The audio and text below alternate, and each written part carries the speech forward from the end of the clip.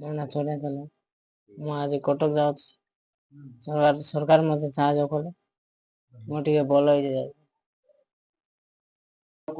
ଦିନ ମାଲକାନଗିରିରେ ଆସିକିନା 5 ଦିନ ଆଜି କୁଆଡେ ପଠଉଛନ୍ତି ନା କଣ?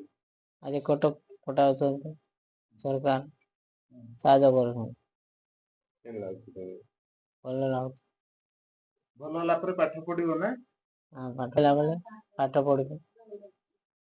ତ ମୋ ନାଁ ଛବି ଦାସ, ମାଲକାନଗିରି ଜିଲ୍ଲା ଗରିବ ସଂଘର ଉପଦେଷ୍ଟା ଅଛି। ତ କାଲି ମୁଁ ବ୍ୟକ୍ତିଗତ ଭାବେ ଦେବ ଭାଇ ସହିତ ମୁଁ କଥା ହେବାକୁ, ଦେବ ଭାଇ କହିଲେ ମୁଁ ମେଡ଼ିକାଲରେ ଅଛି, ଗୋଟେ ବଣ୍ଡା ଛୁଆଟା କ୍ୟାନ୍ସରରେ ପୀଡ଼ିତ ଅଛି, ଆଉ କାଲି ଆସ ଟିକେ କର। ମୋର ହୃଦୟ ତରଳିଗଲା। ମୁଁ ଭାବିଲି ଏଇ ଯେଉଁ ବଣ୍ଡା ଜାତିର ଛୁଆଟାକୁ ମୋ ତରଫରୁ ବ୍ୟକ୍ତିଗତ ଭାବରେ ମୁଁ କିଛି ସାହାଯ୍ୟ କରିବି ବୋଲି ମୁଁ ମନ ବାଡ଼େଇଲା। ମୁଁ ଆଜି ଆସିକି ମୋର ଯେତିକି ସମ୍ଭବ 5,000 ଟଙ୍କା ଦେଇଛି। ମୁଁ ସମସ୍ତ ମାଲକାନଗିରି ଜିଲ୍ଲା ହଉ କିମ୍ବା ଓଡ଼ିଶାରେ କୋଣ ଅନୁକୋଣରେ ଥିବା ସମସ୍ତ ଲୋକଙ୍କୁ ସାହାଯ୍ୟ ଲୋଡ଼ିବା ପାଇଁ ମୁଁ ଏଇ ଯେଉଁ ବଣ୍ଡା ଛୁଆଟା ଯାଉଛି ଆଜି କ୍ୟାନ୍ସର ଟ୍ରିଟମେଣ୍ଟ ପାଇଁ କଟକକୁ, ସମସ୍ତଙ୍କୁ ଅନୁରୋଧ କରୁଛି କିଛି ନା କିଛି ସାହାଯ୍ୟ କରନ୍ତୁ। ଦେଖନ୍ତୁ ଯୋଉ ଆଜି ଯୋଉ ବଣ୍ଡା ଯୁବକ ଯୋଉ ସନିଆ ଚାଲାଣ କ୍ୟାନ୍ସରରେ ପୀଡ଼ିତ ଅଛନ୍ତି, 2 ଦିନ ତଳେ ଯୋଉ ଆମର ସାମ୍ବାଦିକ ମାନେ ଏଠି ଆସି ତାଙ୍କୁ ଦେଖିଲୁ, ତାର ଚିକିତ୍ସା କେମିତି ଆଗକୁ ବଢି ପାରିବ ସେଇଥିପାଇଁ ଆମେ ଜିଲ୍ଲା ପ୍ରଶାସନ ତଥା ସିଡିଏମକୁ ନଜରକୁ ଆଣିଥିଲୁ ଏବଂ ତୁରନ୍ତ ଜିଲ୍ଲା ପ୍ରଶାସନ ସାହାଯ୍ୟର ହାତ ବଢେଇଛନ୍ତି ଏବଂ ଆଜି ତାର ଆମ୍ବୁଲାନ୍ସ ରେଡି ଅଛି ଏବଂ ପିଆ ଆଇଟିଡି ମଧ୍ୟ ଜଣେ ଆଟେଣ୍ଡାଣ୍ଟ ତାକୁ ଦଉଛନ୍ତି, ତାର ଚିକିତ୍ସା କେମିତି ସୁରୁଖୁରୁରେ ହେଇପାରିବ।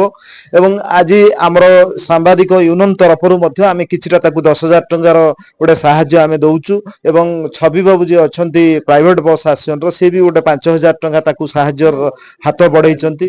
ନିଶ୍ଚିତ ଭାବରେ ଏହା ତା ପାଇଁ ବହୁତ କମ ର ସାହାଯ୍ୟ, କିନ୍ତୁ ମାଲକାନଗିରି ଜିଲ୍ଲାର ଅନ୍ୟ ଯୋଉ ବନ୍ଧୁମାନେ ଅଛନ୍ତି କିମ୍ବା ଓଡ଼ିଶାର ଯେକୌଣସି ବନ୍ଧୁ ସାହାଯ୍ୟର ଯଦି ହାତ ବଢେଇବେ, ନିଶ୍ଚିତ ଭାବରେ ସେ ସନିଆ ଚାଲାଣର କ୍ୟାନ୍ସର ଭଲ ହବ ଏବଂ ସେ ଆଗକୁ ଆସିବ, ପାଠ ପଢିବ।